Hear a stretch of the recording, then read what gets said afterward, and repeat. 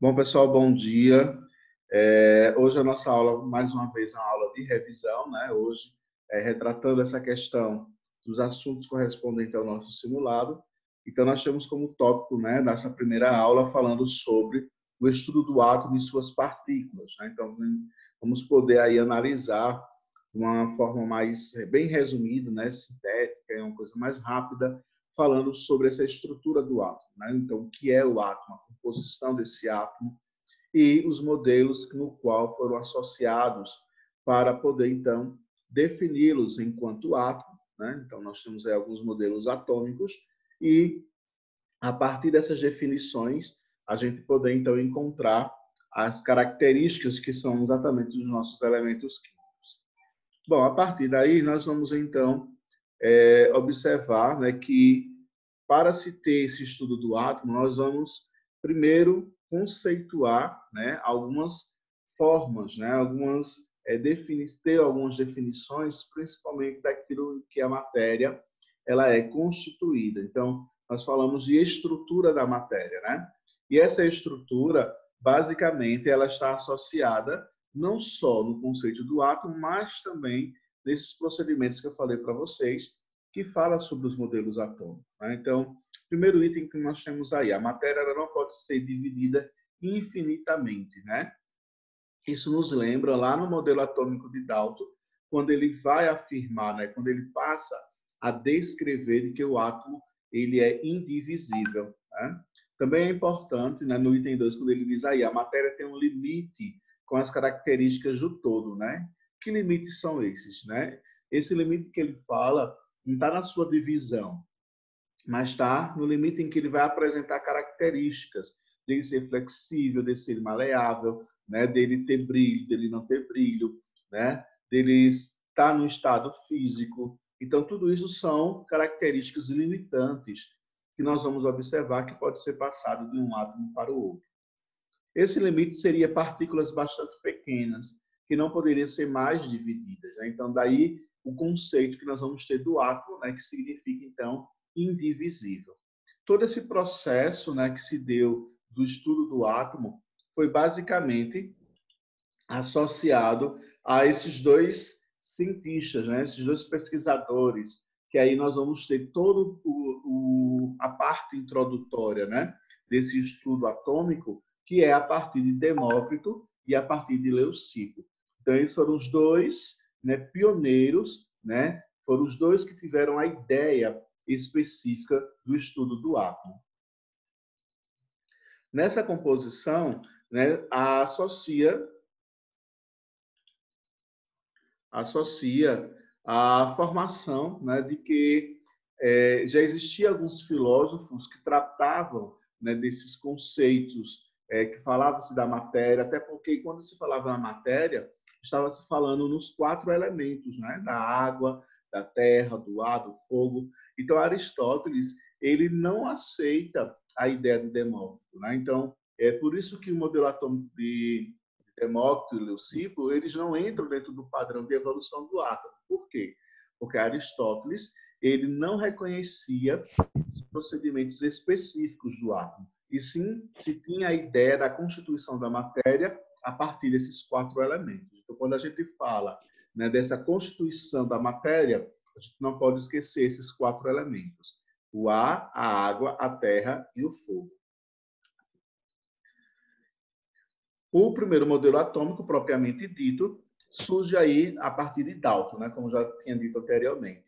Que aí esse modelo atômico dele ficou conhecido como bola de brilhar. A ideia, né, de Demócrito foi exatamente assim, permaneceu inalterada, né, por muito tempo, mas aos estudos de Dalton, a pesquisa de Dalton, ele começa a ter um processo diferente. E aí ele faz o que nós chamamos de experiência. Esse ato experimental é o que vai comprovar basicamente aquela ideia que Demócrito tinha sobre o átomo. Então, dentre essas características estão associadas esses 4 itens aí. Primeiro, os átomos são esféricos, maciços, indivisíveis e indestrutíveis. Essa seria a nossa característica principal a respeito do modelo atômico de Dalton. Os átomos dos elementos diferentes têm massas diferentes. Então, na composição, na ideia, né, que Dalton tinha, é que eu não posso dizer que dois átomos, né, eles vão ter a mesma massa. São totalmente diferentes.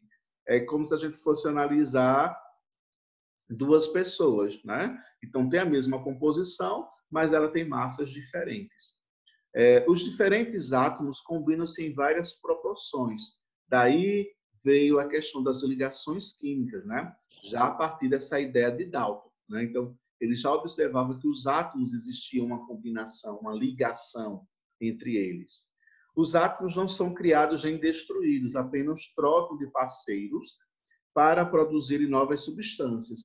Aí vem aquela ideia de Lavoisier, né? Que ele diz que na natureza nada se cria, nada se perde, tudo se transforma. Então, é exatamente essa ideia primordial de Dalton, né, que ele fala dessa quantidade de energia que o corpo, né, que a matéria, na sua constituição enquanto átomo, ia se apresentar. Aí eu coloco aí um exemplo, né, que a gente vê que o problema do modelo é que ele não explica a eletricidade nem a radioatividade, tá certo? Esses dois processos, ele é atribuído lá nos modelos atômicos de Rutherford. Então, Dalton, ele não simboliza, Dalton, ele não explica, Dalton, ele não identifica a questão de energia do átomo, tá certo? Não esqueçam dessa informação. Ele não identifica nada sobre energia, é atribuída no modelo atômico de Dalton. Já no modelo atômico de Thomson, nós vamos encontrar o modelo falado que é chamado de pudim de passas. Ele faz uma proposta, né, de que o átomo seria uma espécie de bolha gelatinosa, né? E isso configura a proporção do que nós já tínhamos de Dalton, né? Só que ele passa a identificar que essa bolha, né, que esse átomo, ele agora tem uma divisão, né? E aí ele começa a observar que essa formação, né, de bolha passa a ter uma carga, uma energia, que então, nesse caso, ele identifica como as proporções de cargas elétricas. Então, nesse formato, né, ele passa a caracterizar de que o átomo ele tem energia. Ele só não consegue identificar que energia é essa, e não consegue identificar a localização dessa energia, mas ele começa a identificar que o corpo, que o átomo tem energias, tá? Esse é o grande feito, né, desse modelo atômico. Por isso que ele chama de pudim de passas. A radioatividade, né, é derrubada aí, e a derrubada do modelo de Thomson ocorre principalmente a partir dos primeiros experimentos feitos, né, por Röntgen e Becquerel, que aí são sucessores, né, é o que vão dar início, o pontapé para o desenvolvimento do modelo atômico de Rutherford, né? Que aí esses processos da radioatividade basicamente estão associados a essas experiências que Rutherford faz no procedimento dos átomos. Então, os elementos radioativos, né, eles começam a ser descobertos principalmente na questão do polônio e a questão do rádio, que aí vem o nome radioatividade. São atribuídos dentro dos experimentos, né, de Curie, e a família Curie ela passa a estabelecer possíveis, né, essa parceria notável de experimentos, dessas descobertas. E é exatamente no modelo atômico de Rutherford que as três radiações elas são então descobertas: radiação alfa, beta e gama. E esse modelo de Rutherford pega toda essa bagagem, né? Essa bagagem de Dalton, essa bagagem de Thomson, essa bagagem da família Curie, e passa a estabelecer o seu modelo atômico basicamente associado na descoberta das cargas elétricas, que aí ele começa a identificar que a carga elas são associadas em prótons e elétrons, né? Então, ele identifica que os prótons estão lá no núcleo e os elétrons estão na eletrosfera, ou seja, ele começa, então, a definir que o átomo ele é dividido em duas partes. A parte interna, chamada de próton, núcleo, né? Onde também se descobrem os nêutrons, e a parte externa do átomo, que aí, nesse caso, ele chama de eletrosfera, que é onde se encontram os elétrons, né? A parte de cargas negativas. Observando essa composição do átomo, ele então identifica a descoberta das radiações a partir do seu experimento, né? Que é o que ele vai então identificar e colocar aí na sua experiência. Então, Rutherford observou o quê? Que a maioria das partículas alfas, elas atravessavam a lâmina de ouro, né? Sem sofrer desvios. Esse é o início da experiência, né? Aí ele vai contar a história de como ele descobre as radiações. Aqui mostrando também, né, a parte em que ele faz a definição do nosso átomo, né? Então, o átomo dividido em duas partes, núcleo e eletrosfera. Como eu falei, o núcleo ele passa a adquirir as cargas positivas, que são os prótons, e a parte externa ele chama então aí de elétrons, as cargas negativas. Esse modelo atômico dele ficou conhecido aí como modelo planetário, porque ele faz uma simbologia com o nosso sistema solar, né? Então ele passa a identificar que o Sol é o centro do universo, né? E um caso aí representando o núcleo do átomo, e os elétrons são os nossos planetas que estão girando em torno do nosso núcleo. Bom, sobre a questão do pudim de passas, né? Ivo está perguntando aqui sobre essa formação do pudim de passas. Bom, o pudim de passas, né? Ele foi identificado, principalmente na questão do modelo atômico de Thomson, na descoberta das cargas elétricas. Por quê? No primeiro modelo atômico, nós não vamos observar que Dalton ele não consegue identificar essas cargas, né? Ele sabe que o corpo tem uma constituição, mas de quê? Então, Thomson ele consegue descobrir isso. Ele consegue observar, a partir dos seus dados experimentais, que essa bola, que esse átomo, né, se apresentava em uma atração e uma repulsão. O interessante, né, que esses dois nomes, atração e repulsão, nem foram atribuídos por Thomson, né? Já foi lá no modelo atômico de Rutherford. Mas ele conseguiu observar que os corpos, né, tinham uma aproximação e tinha um afastamento. Então, essa aproximação e esse afastamento, ele começa a identificar e ele começa a observar que isso era uma força de interação que estava existente entre os átomos. Então, ele chama de cargas elétricas. E é daí quando ele começa a propor, dentro do seu modelo, de que essa energia contém a composição do átomo. Então, por isso a esfera, né? Como vocês podem observar aqui, ó, por isso a esfera, porque continua ainda tendo a mesma ideia de Dalton, mas dentro ele coloca essas cargas, né? Essas bolinhas, identificando o quê? As cargas positivas e negativas, porque até então ele não sabia, né? Aonde estavam essas cargas, não sabia se o corpo era totalmente positivo, se era totalmente negativo, ou se ele tinha as duas cargas, ou se só tinha uma carga só, ele não sabia. A única coisa que ele identificava é que quando ele tinha dois corpos, né, que tinha uma aproximação, então ele achava que um corpo era positivo e um corpo era negativo. Então, por isso que eles se aproximavam. Quando eles não se aproximavam, se afastavam, então, a ideia que ele tinha é que esses dois corpos, eles tinham a mesma energia, a mesma carga. Ou eram positivos ou eram negativos. Aí surge, então, essa ideia, porque quando ele faz a divisão desse átomo, independente do seu tamanho, né? Por exemplo, você tem aqui a caneta, tá? Então, nós temos isso aqui. Então, o que ele tinha? Eu tirei uma parte da caneta, estou tirando o bocal aqui da caneta. Então, essa parte aqui da caneta é maior do que essa.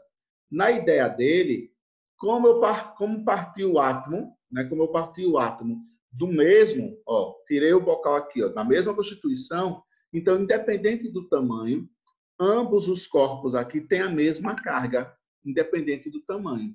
Então, por isso que ele chamava de pudim de passas, porque quando você cortava esse átomo, essa esfera, independente do tamanho, a energia estava contida na mesma quantidade, independente se aqui era pequeno e esse aqui era grande. Mas como ele foi atribuído ao mesmo corpo, né? Então, a energia era a mesma. Então, daí o nome pudim de passas. porque ele faz a simbologia com aquele doce, né? O pudim. Porque o que a gente observa no pudim? Nós colocamos as passas dentro, né? E quando a gente parte, a passa está lá dentro. Então, essas passas representam as cargas elétricas, representam os elétrons, certo? E o pudim, na forma de esfera, é porque era uma partícula maciça e era uma partícula que se tinha divisão. Ok, Ivo? Deu para entender? Sim. Ok. Qualquer coisa, só perguntar.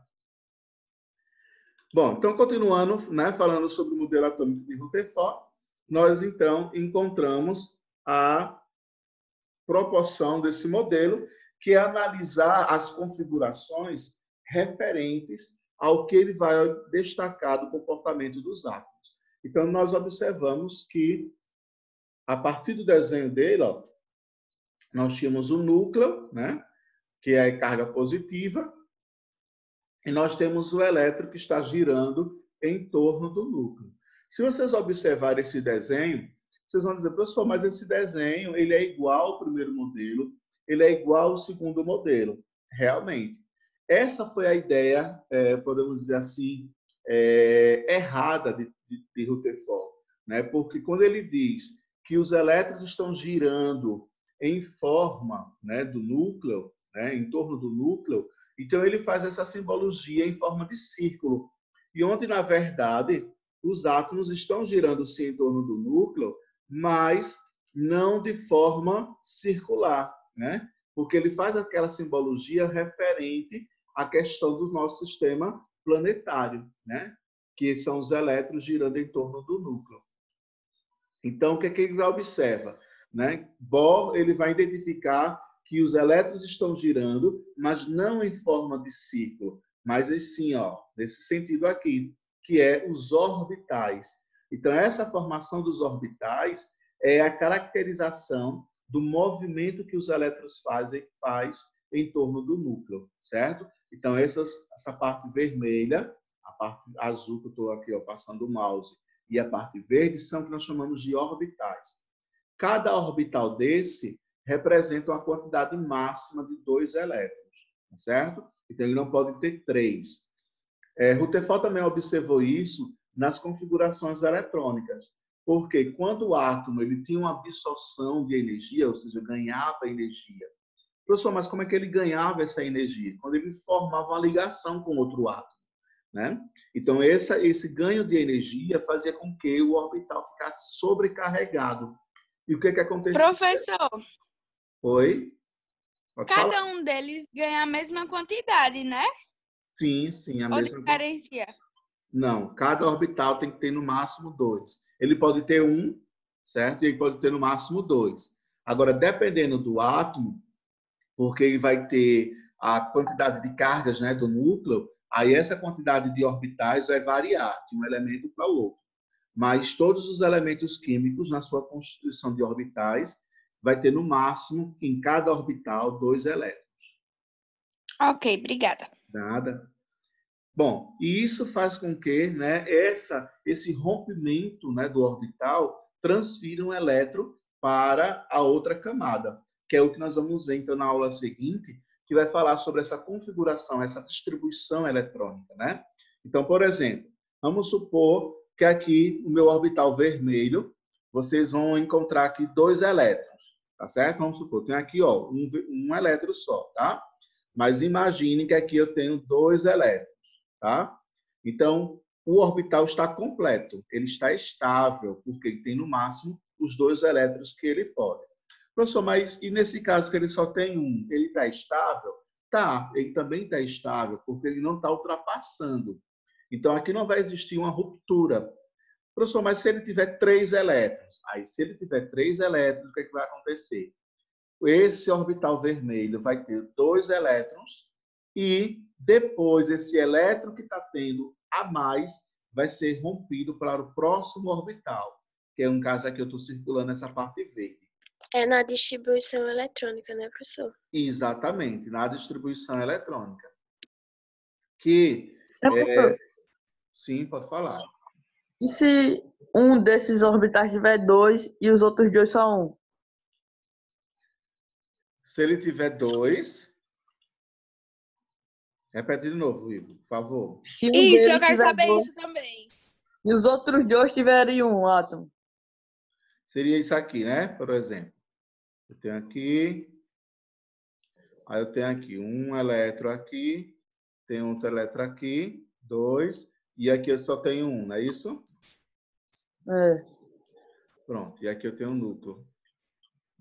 Pronto. Aí, nesse caso, o elemento ele também está estável, né? Por que está estável? Porque ele tem 3 elétrons. Então, eu tenho um orbital completo, ó. Tenho um orbital completo com 2. E eu tenho um orbital, né, com 1 elétron. Então, aqui ele tem a quantidade máxima permitida, certo? O que não pode acontecer é você ter um orbital com um orbital só com 3 elétrons. Isso não vai acontecer, certo?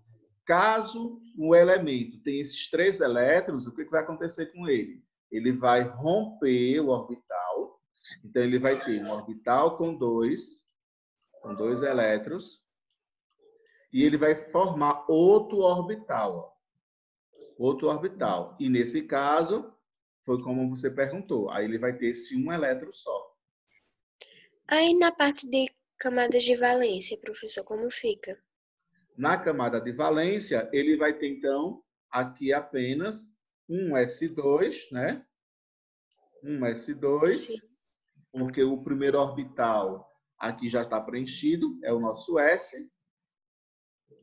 Depois E ele vai dois para a segunda camada. A segunda camada é o segundo orbital, que nesse caso vai ser 2S1, né?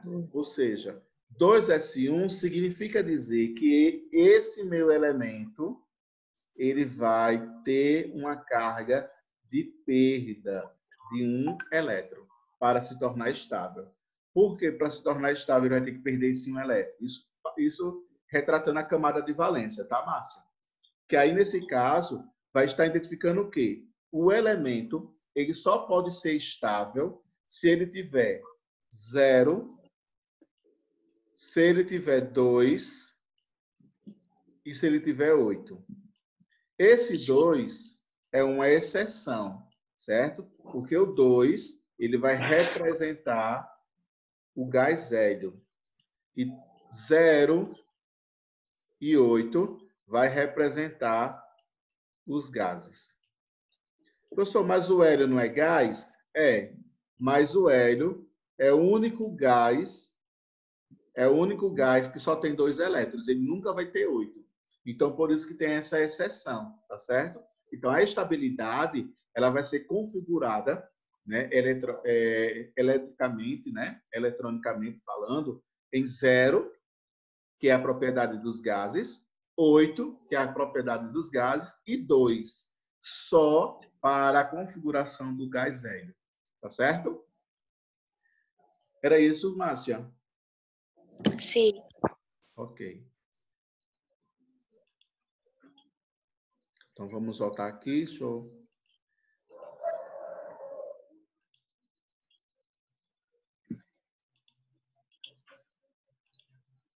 Bom, e isso faz, então, né, com que a gente descubra, né, essa neutralização, a quantidade de nêutrons. Né? E o que é esse nêutrons? Os nêutrons, como o próprio nome já diz, é um equilíbrio. Né?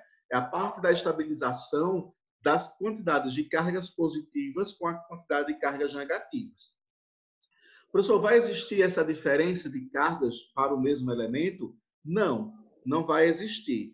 Mas a ação dos nêutrons é a gente poder observar que a quantidade de cargas positivas, a quantidade de cargas do núcleo, vai ser igual à quantidade de cargas na eletrosfera, ou seja, negativa. Então, se um átomo ele vai ter 5 prótons, então, ao redor dele, na eletrosfera, na parte externa, vai ter 5 elétrons. Sempre vai ser essa mesma quantidade? Não. Vai ser a proporção de acordo com o número atômico de cada átomo, né? E aí, a quantidade de carga, sim, só mudando o seu sinal, porque sempre tem que dar 0. Então, se ele tem prótons, tem núcleo com 5 cargas positivas, externamente ele vai ter 5 elétrons. Se ele tem número atômico 30, então ele tem 30 cargas positivas interna E ele vai ter 30 carga negativa externa. 30 menos 30, 0. Sempre tem que dar 0. Se corresponder a uma quantidade de 0, então aí nesse caso nós vamos ter a presença dos nêutrons. Ô, professor, Sim, pode falar. é possível um elétron ter mais de dois núcleos? Tipo, tem a eletrosfera de boa, mas tem 2 núcleos? No caso, um átomo ele tem 2 núcleos. É. Não, ele não vai ter 2 núcleos. Porque ele só vai ter 2 núcleos, na verdade, né, se ele for uma ligação química. Por exemplo, H2O, né? Então, nós temos hidrogênio e oxigênio. Então, os 2 elementos estão unidos. Se os 2 elementos estão unidos, você vai ter 2 núcleos, porque são 2 elementos diferentes. Mas, se você tiver apenas um único elemento químico, ele só vai ter um núcleo. Ele não tem condições de ter 2 núcleos. Ok, obrigado. Nada. Bom, então, como eu estava falando para vocês, né? A distribuição eletrônica, ela se dá principalmente a partir do número atômico, que é quem é esse número atômico? É o prótons, é o núcleo. E essa quantidade de prótons, ou a quantidade de número atômico, ele vai estar relacionando essa composição, que é o que nós vamos chamar de diagrama de Pauling, né? Então, essa distribuição, ó, observem aqui na imagem, que você tem o cloro, número atômico 17. Lembrando que esse número atômico 17 é o que ele tem no núcleo, tá certo? É o seu número atômico. Esse número atômico é o que vai ser o número responsável pela distribuição de elétrons. Os elétrons estão aonde? Na eletrosfera, na parte externa. Quantos elétrons eu vou ter que distribuir? 17, certo? Porque se dentro, interno, ele tem 17, externo, ele também tem que ter 17, tá? Isso aqui nós vamos observar que é um elemento puro. Ele não tem cargas elétricas aqui, ó, certo? Ele não tem cargas elétricas aqui. Professor, como é que eu vou identificar isso? Vamos observar aqui, ó. Deixa eu colocar para vocês aqui outra imagem, para que vocês possam observar esse desenvolvimento. Isso aqui, ó. Eu tenho o cloro 17, certo? E eu tenho o cloro 17, mas eu tenho aqui uma carga, mais 2, vamos botar aqui, e eu tenho o cloro aqui 17, com a carga de menos 3, certo? Bom, o que é que esses 3 elementos têm em comum? Eles têm em comum que ele é o mesmo elemento, tem o mesmo número atômico, mas nós vamos observar que eles são diferentes. Por que eles são diferentes? Porque aqui, ó, no primeiro cloro, esse aqui, no primeiro cloro, ele não tem carga elétrica. Então, ele é um elemento puro. Esse elemento 17, sem cargas aqui em cima, ele é um elemento que nós encontramos ele lá na tabela periódica, certo? Então, ele é um elemento puro. Professor, e esse elemento 17 com a carga mais 2? Ele é um cloro iônico, certo? Isso significa dizer que ele, para se tornar estável, ele precisa perder esses 2 elétrons. E de onde eu vou tirar esses 2 elétrons? Do número atômico. Então, esse íon, esse cloro iônico, ele vai se tornar um elemento, tá? Vai ser cloro, tá? Aí ele tem o número atômico 17. Se ele perde 2 elétrons, 17 menos 2,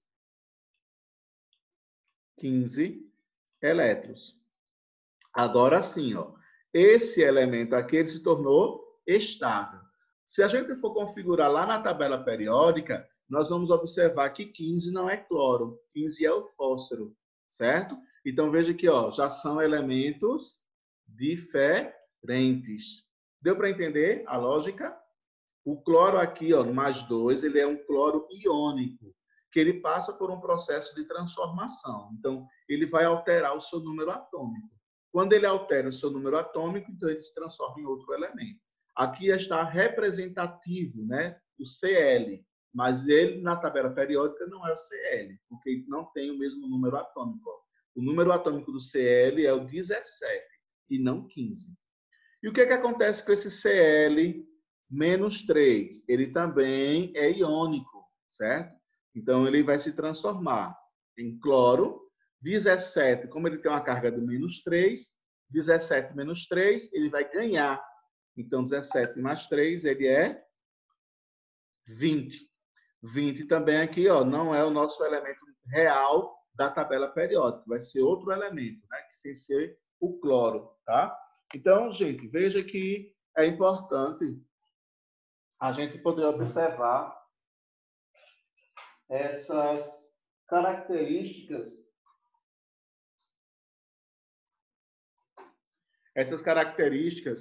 que existem na tabela periódica, principalmente para poder identificar, que é o que nós vamos poder analisar agora, que é mostrar as configurações eletrônicas. Alguma pergunta até então?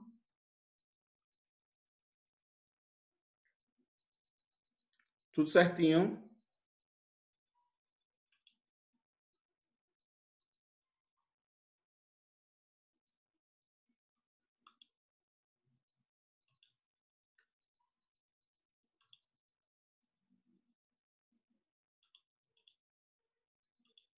Vamos lá. Bom, então a nossa configuração eletrônica ela vai estar dividida em o nosso número quântico principal, né, que vai representar lá na distribuição. Deixa eu colocar aqui logo para vocês.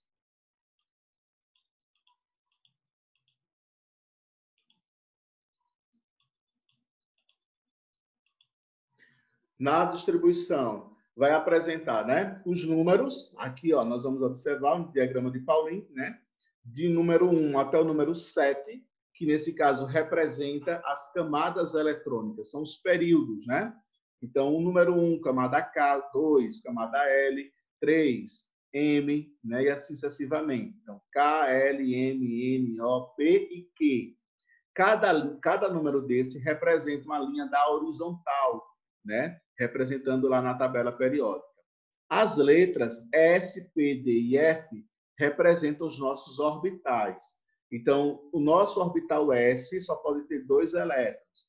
O nosso orbital P só pode ter 6 elétrons. O nosso orbital D só pode ter 10 elétrons. E o nosso orbital F tem que ter 14 elétrons. Então, essa distribuição ela é específica, certo? Para cada tipo de orbital. Quando eu falo a quantidade máxima, é porque não pode ultrapassar, tá certo? Então, o S ele pode ter 1 e, no máximo, 2. O P pode ter de 1 a 6. O D pode ter de 1 a 10. E o nosso F pode ter de 1 a 14 elétrons. Lembrando que sempre os últimos orbitais, né, a última camada eletrônica, não pode ultrapassar de 8 elétrons. Se ultrapassar essa barreira de 8 elétrons, joga para a camada seguinte, né, com a distribuição normal desses elétrons. Bom, gente, nós temos aí 1 minuto e 40, tá, para a gente poder encerrar essa primeira parte, essa primeira aula aí. Nessa parte de só poder atingir 8 elétrons, é em todas as camadas ou que eu não entendi muito bem? Em todas as camadas. Em todas as camadas. Tá? Eu vou, na aula seguinte, assim que a gente começar a próxima aula, eu já vou falar um pouquinho sobre essa distribuição eletrônica e aí a gente já vê como é que isso é desenvolvido, tá certo? Galera, abre aí a câmera de vocês para a gente fazer o registro da primeira aula, para a nossa primeira frequência. Eu saí da aula porque o meu Wi-Fi tinha caído ao sair para entrar de novo, viu? Ok, João Paulo. Mas eu já estava... Certo, tranquilo.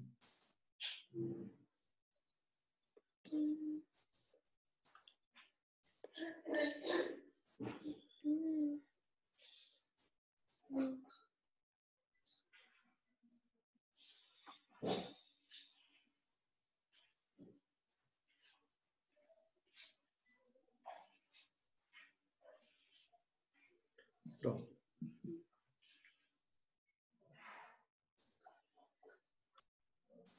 Pronto, pessoal?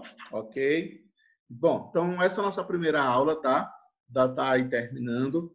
Então, daqui a pouco vai chegar um novo link para vocês. Então, na verdade, já tem lá no grupo, né? No qual vocês vão acessar para a gente dar início à segunda aula, ok? Vai cair só um minutinho, alguns segundos para cair e sair. Tchau, tchau. Até daqui a pouquinho.